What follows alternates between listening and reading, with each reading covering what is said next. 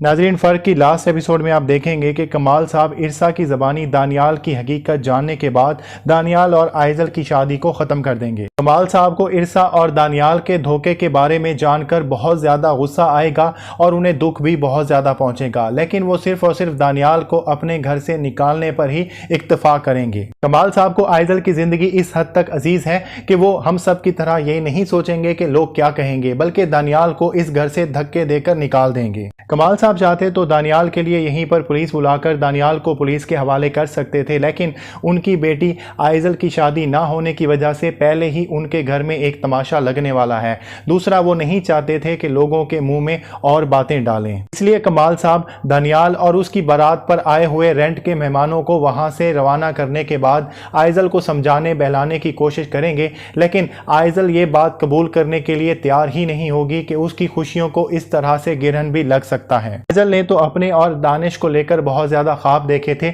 और अब जब उसके बाप ने दानिश को वहां से खाली हाथ रवाना कर दिया है तो वो बार बार अपने बाप कमाल साहब से यही पूछेगी कि आखिर ये शादी खत्म करने का वजह क्या थी। अब कमाल साहब आइजल को ये तो नहीं बता सकते थे कि दानिश का उसकी सुतेली माँ के साथ भी चक्कर था। कमाल साहब आइजल को ये बताएंगे कि दानिश एक अच्छा लड़का नहीं है और उसने बहुत सारी जिंदगियां बर्बाद की हुई हैं और वो नहीं चाहते कि आइजल की जिंदगी भी बर्बाद हो। लेकिन कमाल साहब ये भी जानते हैं कि आइजल सिर्फ बातों से बहलने वाली नहीं, इसलिए वो पूरी कोशिशें करेंगे कि जल्द अज जल्द दानियाल या दानिश की हकीकत सारी दुनिया के सामने लाई जाए और उसको जेल के सलाखों के पीछे डाला जाए। दानिश ने जिस तरह से दौलत की लालच में आकर आइजल की जिंदगी बर्बाद करने की कोशिश की, कमाल साहब ये बात कभी भी नहीं भुला सकते। इसलिए कमाल साहब दानिश की जिंदगी के गिर्द घेरा तंग कर देंगे और इस बहरूपिया के जितने भी बहरूप थे सारी दुनिया के सामने ले आएंगे और पुलिस जगह जगह दानियाल के लिए छापे मारेगी। और अब जब दानियाल को ये साफ नजर आने लग जाएगा कि एक नहीं बल्कि दर्जनों केसेस में कई जिंदगियां बर्बाद करने के जुर्म में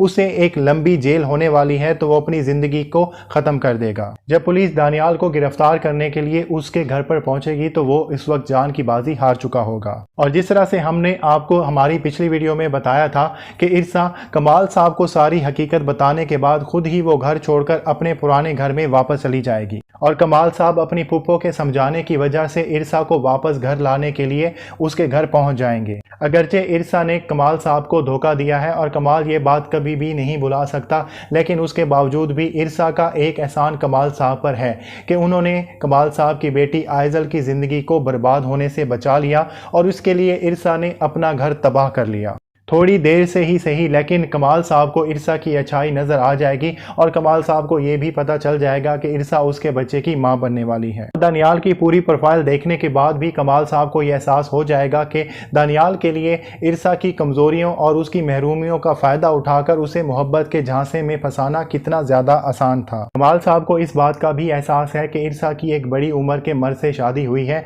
और वो कहीं ना कहीं एहसास महरूमी का शिकार है, इसलिए कमाल साहब इरसा को ये चॉइस कि अगर वो अपनी खुशी से उनके घर आना चाहती है तो आ जाए, अगर वो नहीं आना चाहती तो कमाल साहब इरसा को फोर्स नहीं करेंगे। लेकिन यहाँ पर इरसा एक मर्तबा फिर से कमाल साहब से अपने गुनाहों की माफ़ी मांगते हुए कमाल साहब का हाथ थाम लेगी। तो नाजरीन, ये थी आज की वीडियो। अगर आपको हमारी वीडियो अच्छी लगी तो हमारी वीडियो को ज़रूर लाइक कीजिएगा और हमें कमेंट सेक्शन में ये ज़रूर बताइएगा कि इस ड्रामा से आपको क्या सबक सीखने को मिलता है, और अपना ख्याल रखिएगा। अल्लाह हाफिज़।